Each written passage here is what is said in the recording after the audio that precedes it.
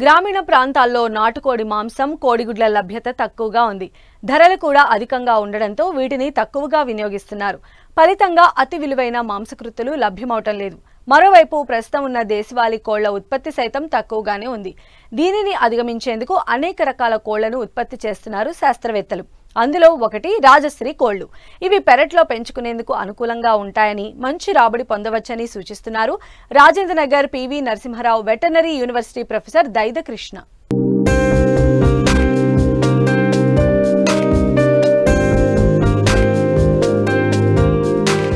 పెరట్లో కోళ్ల పెంపకం రైతులకు, నిరుద్యోగులకు మంచి ఉపాధినిచ్చే పరిశ్రమ. గ్రామీణ ప్రాంతాల్లో రైతులు తమ ఇళ్లలో సాధారణంగా 10 నుండి 15 పెరటి కోళ్లు పెంచుకుంటే అటు గుడ్లు, ఇటు మాంసం ద్వారా మంచి పౌష్టికాహారం లభించడంతో పాటు కోళ్ల అమ్మకాల ద్వారా కూడా లాభాలను గడించవచ్చు.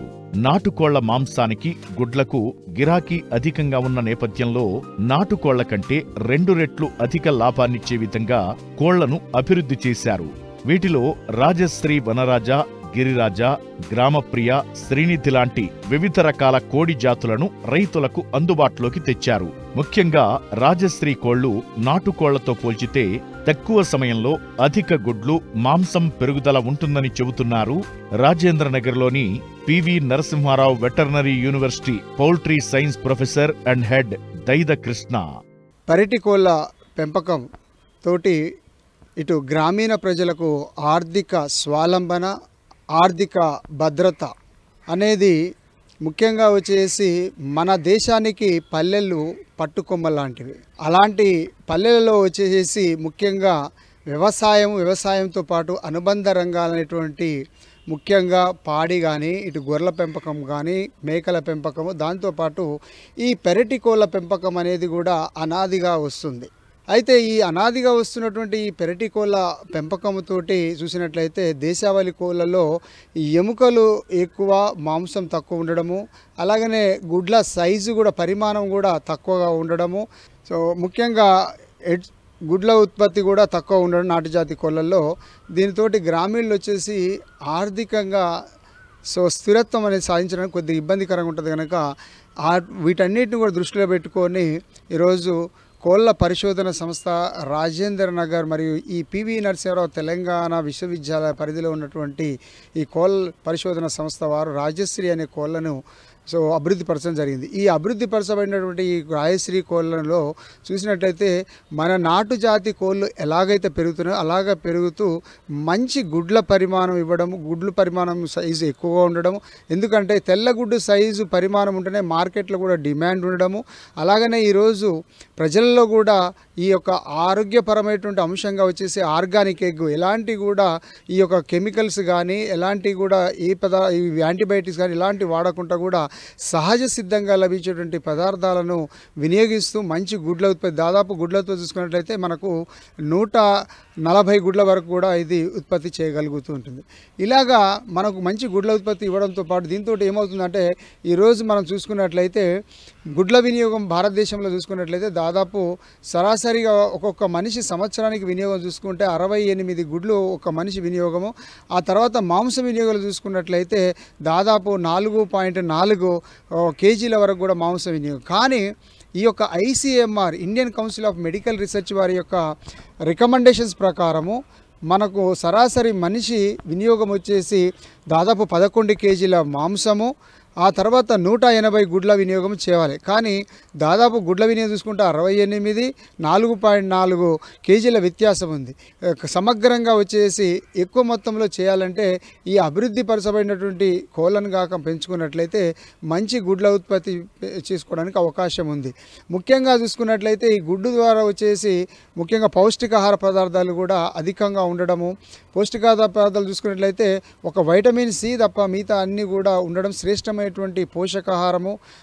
దీంతో పాటు ముఖ్యంగా ఇది ఆరోగ్యపరంగా వచ్చి చూసినట్లయితే మంచి ఆరోగ్య భద్రత కల్పిస్తుంది. అలాగనే గ్రామీణ ప్రాంతాల్లో ఉన్నటువంటి నిరుద్యోగ యువత కూడా ఈ యొక్క పెరటి కోళ్ళ పెంపకం చేసుకున్నట్లయితే ముఖ్యంగా ఈ యొక్క రాయశ్రీ లాంటి కోళ్ళను కానీ పెంచుకున్నట్లయితే ముఖ్యంగా వీళ్ళకు ఉపాధి రంగంగా కూడా ఉపయోగపడుతూ ఉంటుంది.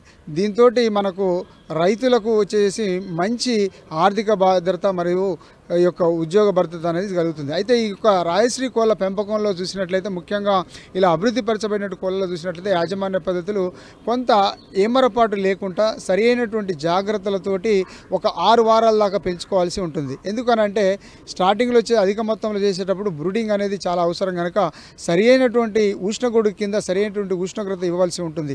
ఒకవేళ ఇక్కడ ఉష్ణోగ్రత కాక ఏమాత్రం తేడా వచ్చినా కానీ చిన్నపిల్లల దశలో మరణాల శాతం అధికంగా ఉంటుంది కనుక ఇవి లేకుండా ఉన్న కొరకు రైతాంగం మొట్టమొదట షెడ్ నిర్మాణం చేసుకోవాలి. ఆ షెడ్ నిర్మాణం చేసుకునేటప్పుడు ముఖ్యంగా షెడ్ నిర్మాణం చేసి తూర్పు పడమర దిశలో షెడ్ నిర్మాణం చేసుకోవడము, దానితో పాటు మంచి ఫ్లోరింగ్ హౌస్ చేసుకొని మనం ఈ డీప్ లిటర్ హౌస్లో మనం దాదాపు వచ్చేసి ఎదుగుదల అంటే చిన్నపిల్ల దశలో ఒక 0.5 స్క్వేర్ ఫీట్ అంటే చదరపు అడుగుల స్థలం వరకు కూడా మనం 6 వారాల దాకా సరిపోతుంది.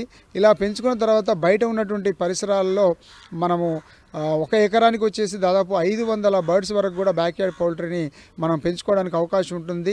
మనకు సహజసిద్ధంగా లభించేటువంటి ఒకవేళ ఈ యొక్క గడ్డే కానీ చెదల్లే కానీ సో వివిధ సహజసిద్ధంగా లభించే పదార్థాలు అధికంగా ఉన్నట్లయితే కొంత సంఖ్య కూడా పెంచుకోవడానికి అవకాశం ఉంటుంది. కనుక ముఖ్యంగా ఇట్లా పెంచుకుంటూ పోయినట్లయితే ముఖ్యంగా దీంతోపాటు ఎందుకంటే ఆ తర్వాత 6 వారాల వరకు ఈ బ్రూడర్ హౌస్లో పెట్టుకొని 6 వారాల తర్వాత మనము బయటగాక వీటిని పెంచగలిగితే దాదాపు వచ్చేసి మనకి 20-22 వారాల తర్వాత గుడ్ల ఉత్పత్తి అనేది స్టార్ట్ అవుతుంది. ఈ గుడ్ల యొక్క మనము సైజు ఇదివరకు చెప్పుకున్నట్టు గుడ్డ పరిమాణం కానీ గుడ్ల ఉత్పత్తి కానీ 140 గుడ్ల ఉత్పత్తి చేస్తూ బ్రౌన్ కలర్ అంటే గోధుమ కలర్లో ఉండడం వల్ల కూడా గ్రామీణ ప్రాంతాలు ప్రజలు అధికంగా ఇష్టపడుతుంటారు. కనుక ఈ దిశగా వచ్చేసి రైతాంగమును ఆలోచన చేసేసి వీటిని పెంచుకున్నట్లయితే ముఖ్యంగా పెట్టలం కాక మనం పెంచుకున్నట్లయితే రైతాంగ అన్ని ఖర్చులు పోను దాదాపు 550 రూపాయల వరకు కూడా నికర లాభం అనేది రావడం జరుగుతుంది ఒక పెట్ట మీద అన్ని ఖర్చులు పోను. అలాగనే పుంజు చూసుకున్నట్లయితే దాదాపు మనకు 300 నుంచి 350 రూపాయల వరకు కూడా నికర లాభం అనేది వస్తుంటుంది. కనుక ఈ యొక్క రైతాంగం వచ్చేసి మంచి రాబడి ఇచ్చేటువంటి ఇలాంటి కోళ్ళ ఏదైతే రాయశ్రీ కానీ గ్రామప్రియ కానీ శ్రీనిధి కానీ అలాగనే వనశ్రీ అని చెప్పేసి వివిధ రకాలైనటువంటి ఈ అభివృద్ధి పరచబడినటువంటి కోళ్ళని పెంచుకున్నట్లయితే తగిన సూచనలతో సలహాలతో పెంచుకున్నట్లయితే ఎలాంటి నష్టం లేకుండా మంచి రాబడి పొందేటువంటి అవకాశం అనేది పెరటి కోళ్ళ పెంపకంతో ఉన్నది. ముఖ్యంగా ఈ యొక్క రాజశ్రీ కోడి పిల్లలు వచ్చేసి కోళ్ళ పరిశోధన సంస్థ రాజేంద్ర నగర్లో ఉందండి. సో ఈ రాజేంద్ర నగర్కి వచ్చేసి ఇప్పుడు కోడి పిల్ల ఒక్కొక్కటి వచ్చేసి ఒక రోజు పిల్ల వచ్చేసి 25 రూపాయల వరకు లభ్యమవుతుంది. 25 రూపాయలు. దాంతోపాటు ముఖ్యంగా దీన్ని కావలసిన వాళ్ళు ఈ నెంబర్ సంప్రదించినట్లయితే సో మీకు ఎలా బుక్ చేసుకోవాలో వివిధ అంశాలన్నీ కూడా తెలియపరుస్తుంటుంది. ఆ నెంబర్ సెల్ నెంబర్ వచ్చేసి 8309115540కు ఫోన్ చేసినట్లయితే మీకు మొత్తం కూడా ఎలా పంపాలో మీకు ఏ రకంగా అన్ని అంశాలను కూడా మీకు తెలియపరచడం జరుగుతుంటుంది.